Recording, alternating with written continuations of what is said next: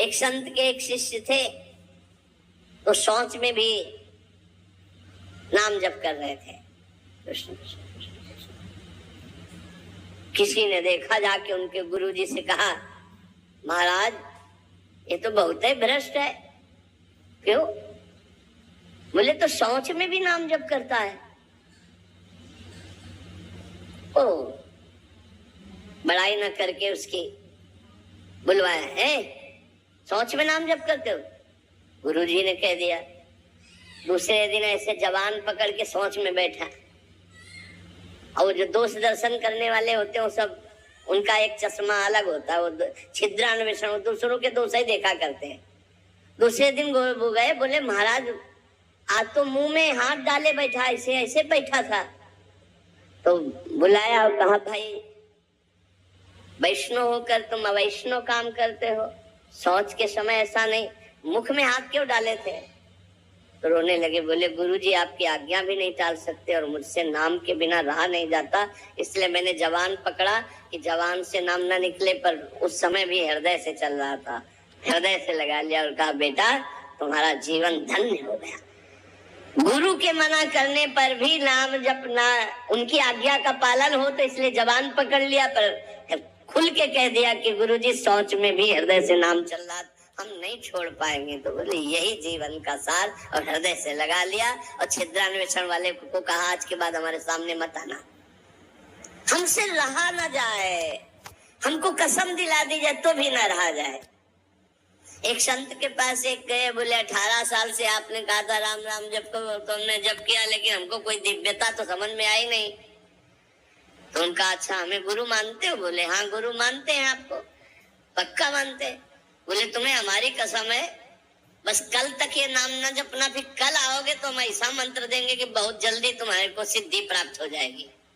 तो ठीक है, प्रणाम करके चले। फिर अभ्यास, अब गुरुजी ने कसम खवाई तो सीढ़ी नहीं उतर पाए, रो के आए, बोले गुरुजी ऐसा तो नहीं हो सकता, अब नाम तो नहीं छूट सकता। गुरुजी आपने कसम खवा दी, इतनी देर में कितने नाम चल गए गुरुजी, अब ऐसा नहीं। बोले बस यही मिला 18 साल से, जो नाम में तुम्हें प्रियता हो गई, अब क्या दुर्लभ रह गया। आगे जब इसका फल प्रकाशित होगा तो सच्चिदानंद भगवान का मिलन। तो हमारा स्वभाव बन जाए कि रहा न जाए बिना भजन के, हमारा जीवन भजन बन जाए। मत प्राणा उसे ही कहते, हर श्वास में भगवान का स्मरण।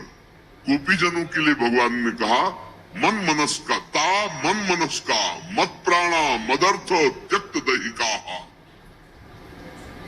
मन मनस का, उनका मन मैं हूं, उनका प्राण मैं हूं। गोपियों के हृदय में श्री कृष्ण प्राण है, गोपियों के मन श्री कृष्ण है। मेरे लिए समस्त देह सुखों का त्याग कर दिया। देखो भगवत प्राप्ति ऐसे नहीं होती, मेरे मन से जीवित हैं गोपियां। भगवान ने कहा मेरे प्राण ही गोपी के प्राण है, भगवान के प्राणों से अनुप्राणित, भगवान के जीवन से जीवित। ये क्यों? भगवत स्मरण। हर श्वास तो भगवान को प्राण समर्पित, हर वृत्ति तो चित्त और मन समर्पित, पूरा निश्चय भगवान मेरे तो बुद्धि समर्पित, और अहम भगवान के दासत्व में समर्पित।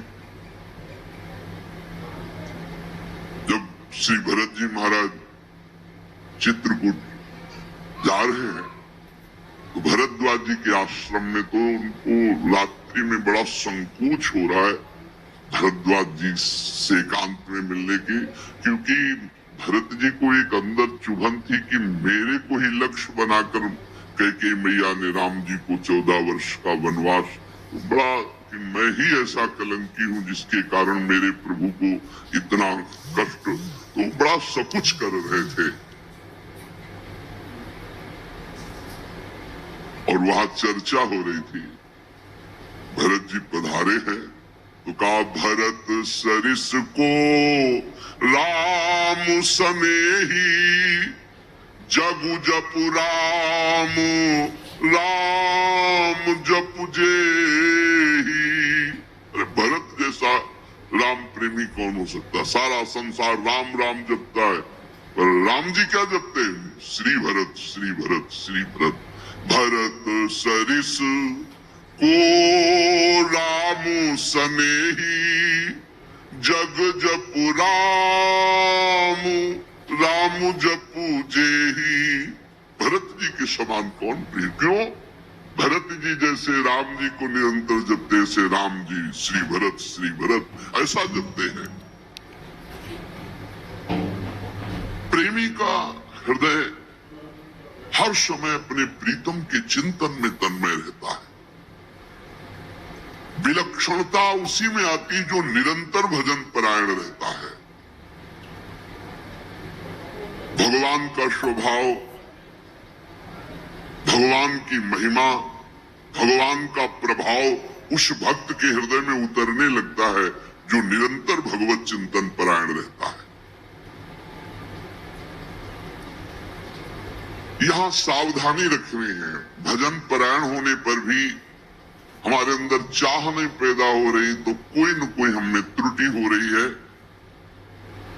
जिसको अपने साध्य का पता है, मेरा साध्य क्या है, श्यामा श्याम, तो फिर राजी कैसे हो रहे हो? और से जब तुम्हारा साध्य श्यामा श्याम है तो तुम राजी कैसे हो रहे हो? और बात से, धन से, संपत्ति से, प्रणाम से, नमस्कार से, जब तुम जानते हो ये मिथ्या है, तुम्हारा साध्य परमात्मा है, तो तुम परमात्मा के सिवा अन्य किसी से कैसे राजी हो गए? साधना की विघ्न जिनसे हमें बचना है, ये विघ्न है।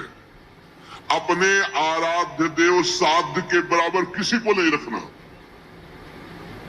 ये बात समझो। किसी वस्तु, व्यक्ति, स्थान, घटना, परिस्थिति, कैसे तुम राजी हो गए कि प्रभु का विस्मरण? जैसे हम किसी व्यक्ति से मिलने में प्रभु को भूल गए तो वो व्यक्ति प्रभु से बढ़कर हो गया। किसी वस्तु के भोग में हम प्रभु को भूल गए तो वस्तु प्रभु से बढ़कर हो गए। साध्य की ओर जिसकी दृष्टि नहीं है, अपने को जो एकांत रूप से भगवत प्राप्ति के मार्ग में चलाया है, उसी को साधक कहते हैं। और जो हर समय साध्य को लक्ष्य रखता है, वही साधक, प्रवीण साधक है। अपने कार्य में, अपनी साधना में, अपने मार्ग में दूसरे की तरफ ताको झाको मत, चुपचाप चलते रहो। साधक को हमेशा ध्यान रखना चाहिए, हमें कभी लक्ष्य को भूलना नहीं है। हमारा लक्ष्य क्या है? खड़े हैं तो हमारी दृष्टि बिल्कुल मंत्राकार, कार्य में है तो नाम जप। जी जब पूछे क्या चल रहा है, आपकी कृपा से चल रहा है। उत्तर यही होना चाहिए, झूठ नहीं, सत्य यही होना चाहिए। लक्ष्य को भूल गए, जिस मिनट, जिस सेकंड, उससे बड़ी हानि क्या है? तुम साधक क्या हो? हानि हरिवंश के नाम अंतर परे, का हनुमंत विपत्ति